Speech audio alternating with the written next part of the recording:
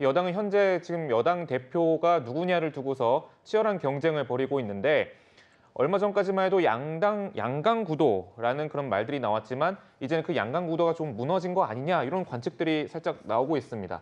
장윤주 변호사님, 국민의힘 전당대회 현재 경쟁 구도 어떻게 보시는지요?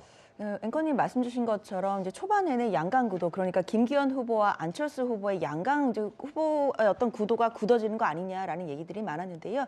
지금 지지도를 보시면 아시겠지만 최근에 이제 조사되는 여론조사에 따르면 1강 3중의 체제다 뭐 이런 얘기가 나오고 있습니다. 네. 생각보다 황교안 후보도 굉장히 선전을 하고 있다라는 얘기가 나오고 있고 천하람 후보로 대표되는 그 천하용인의 어떤 이준석 대표와 관련된 어떤 연대 세력들이 지금 많이 활약을 하고 있다라는 부분들을 보실 수 있을 것 같습니다.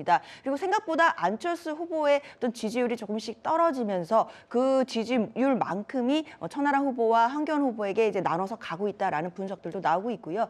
결론적으로 봤을 때는 결국에는 과반을 넘는 이제 투표자가 그러니까 후보자가 1차 경선에서 나오지 않게 되면 결선을 가게 되는데요. 지금으로서는 결선을 갈 가능성이 높다라고 좀 보이기 때문에 결선에 갔을 때 과연 이제 김기현 후보와 누가 결선에서 붙게 될 것이고 그리고 그 결선에 가면 정말 이제는 그 결과를 예측할 수 없는 또 혼돈의 장이 열릴 수도 있기 때문에 앞으로는 일단 결선 과정에서 누가 올라서 누가 어떤 구도로 그 경선 구도가 이제 앞으로 진행이 될지 그 부분이 좀 핵심 포인트가 되겠습니다. 네, 변호사님 지금 천하람 후보와 한교안 후보의 지지 기반은 조금 다를 텐데 안철수 후보의 표가 이렇게 두 사람에게 골고루 분산된 이유는 좀 뭐라고 보시나요? 제가 보기에 안철수 후보 표가 황교안 후보 쪽으로 온 거는 별로 없을 거고요. 아마 이제 그 안철수 후보 표는 상당히 오히려 천하람 후보 쪽으로 간 게 아닌가 이렇게 보입니다. 아마 역대 이제 그 안철수 후보는요 항상 보면 이게 시작은 창대한데 끝이 좀 미약한 이런 이제 성경에 우리 반대 표현이 많아요. 옛날에 서울시장 때도 처음에는 잘 나가요. 근데 나중에 가면 이게 좀 하향세가 많은데 그거는 한마디로 이게 조직력이 약한 겁니다. 정치는 사람이 하는 거예요.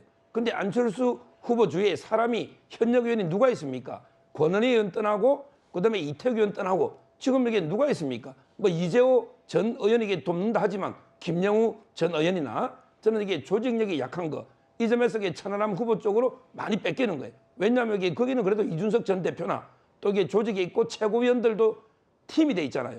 그런데 안철수 후보는 이게 혼자라는 거예요. 이게 저는 상당히 문제고 앞으로 그 관건은 결국 저는 결선까지 간다 봐요. 그렇다면 이게 결국은 표는요. 안철수, 천하람 후보 표는 뭉칩니다. 성향이. 그리고 이제 김기현, 황교안 대표 표가 뭉칩니다. 아마 이런 식으로 저는 결선이 진행되지 않을까 이래 보입니다. 네, 이 전당대회 경쟁이 과열되면서 이제 김기현 의원의 울산 땅 의혹이 전당대회를 뒤덮고 있습니다. 국민의힘 당대표 후보들은 일제히 의혹을 해명하라고 압박하고 있는데요. 듣고 오시겠습니다. 전문성을 가지고 있는 법조인들도 제대로 이해가 안 된다면 그건 해명이 덜 된 것이죠. 왜 본인이 점점 더 화제를 키우시는지 저는 솔직히 잘 모르겠습니다. 의혹 해소가 된 건 하나도 없는 것 같던데요. 여러 가지 이렇게 설명으로, 변명으로 해결될 수 있는 상황이 아닙니다. 네, 당내에서는 김기현 의원 울산 땅을 두고 제2의 대장동이 될 수 있다 이렇게 우려도 제기되고 있는데 김기현 의원은 궤변이라며 해당 의혹을 부인하고 있습니다. 목소리 듣고 오시죠. 허무맹랑한 궤변을 가지고 계속 당내에서 분란 일으키시기보다는 이재명 대표에 대한 관심을 좀 기울이시면 좋겠습니다. 우리가 지금 상대될 상대방은 우리 당 내부가 아니라 민주당이고요. 그리고 민주당의 이재명 대표입니다. 네, 김기현 의원이 오늘 영상에서 보여드리지 못했지만 조금 전 기자회견을 통해서 울산 땅 의혹에 관해서 수사 의뢰를 하겠다. 그리고 거기서 결과가 나오는 대로 법적, 정치적 책임을 묻겠다라고 밝혔습니다. 구정처장님, 네. 정면 돌파를 선택한 셈인데요. 그렇습니다. 어떻게 보면 이 국민의힘 새 지도부가 되는 전당대회가 이 김기현 후보의 이제 울산 땅과 관련된 의혹으로 점철이 되면서 과연 누가 당대표가 되는 것이 내년 총선에서 국민의힘이 승리할 수 있는 것이냐. 어떻게 보면 새 지도부를 선출하는 본질적인 문제는 사라져버리고 어떻게 보면 지역적인 문제가 지금 전당대회를 뒤엎고 있는 안타까운 상황이 연출되고 있는데요.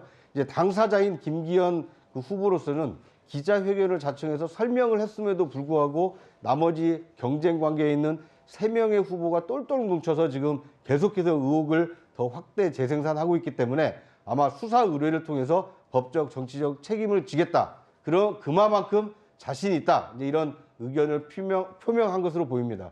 그러니까 이번 그 전당대회의 경우에는 룰 자체가 일반 국민 여론이 반영될 여지가 별로 없이 국민의힘의 책임 당원들, 그러니까 당비를 낸 당원들만 투표를 할 수 있기 때문에 그분들의 의사가 사실은 이 당대표를 결정하게 됩니다. 그러니까 지금 의혹은 제기가 됐지만 이것이 과연 당원들에게까지, 당심에게까지 얼마나 큰 영향을 미치느냐에 따라서 전당대회 결과가 좀 달라질 수 있을 것으로 보여집니다.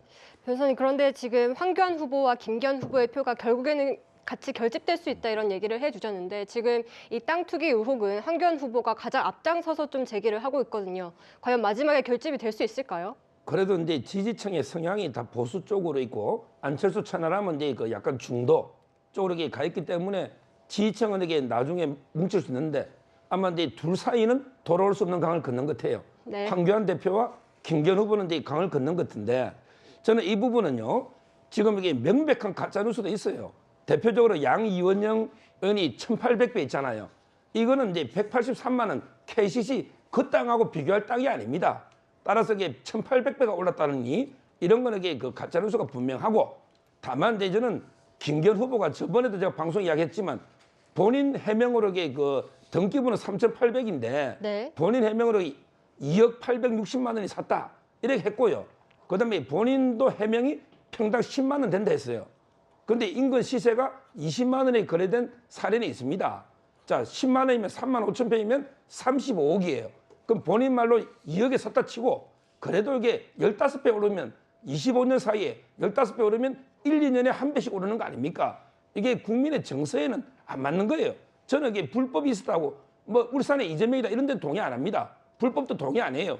그렇지만 이게 그 국민의 눈높이에 과연 이게 맹지를 사서 1년에 2년에 뭐 한두 배씩 이렇게 15배에서 20배 오르는 게 과연 이게 타당한가? 그 점에서 저는 즉시 자기 산 가격에 은행 이자 정도를 받고 팔아서 그 돈 나머지 차액은 뭐 이게 기부를 하든지 이렇게 해야만 앞으로도 논란이 없이 내려보는 거예요. 알겠습니다. 수사 의뢰를 한다고 했고 이제 수사 결과에 따라서 이제 모든 사실이 밝혀질 것으로 보입니다만 민주당이 조금 전 기자회견을 통해서 이제 또 양이원 원영 의원이 다시 한번 기자회견을 통해서 김기현 의원이 거짓 해명을 하고 있다라면서 이제 민주당까지 결합이 되는 모양새입니다. 이 전당대회 어떻게 보시는지요? 근데 저는 수사 의뢰를 지금 한다고 그래서 이게 3월 8일 전대까지 결과가 나올까요? 사실상 전까지 나올 가능성은 전 제로라고 봅니다. 그럼에도 불구하고 왜 수사 의뢰를 지금 얘기하느냐? 이거는 분명히 자신은 굉장히 결백하고 아무 문제가 없다는 것을 지금 당원들에게 알려주려고 하는 것인데 중요한 거는 이 당내의 경선이잖아요. 여기에서도 이 문제를 갖고서 사법부에다가 같이 이런 문제를 고소고발을 해버리면 그러니까 정치의 사법화가 너무 만연이 되는 거예요. 그러면 사실상 정치는 정치력을 상실하고 모든 정치의 세상을 사실상 사법부가 판단하는 사법부의 정치화를 만들어내는 거거든요. 이게 계속 악순환이 되고 있는 겁니다. 그러면 이것이 한국 정치에 위해서 바람직한 것이냐? 저는 절대 그렇지 않고 특히나 집권당의 당대표를 하시려고 하는 분이 이런 사법부에 이런 요청을 한다는 것 자체는 좀 잘못됐다, 적절하지 않다라고 생각을 하고요.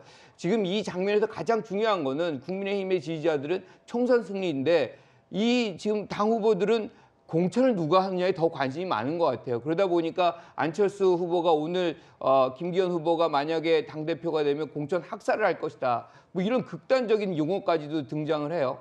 그러니까 점점 더 진흙탕 싸움이 되는 거 아닌가 이런 우려가 있습니다.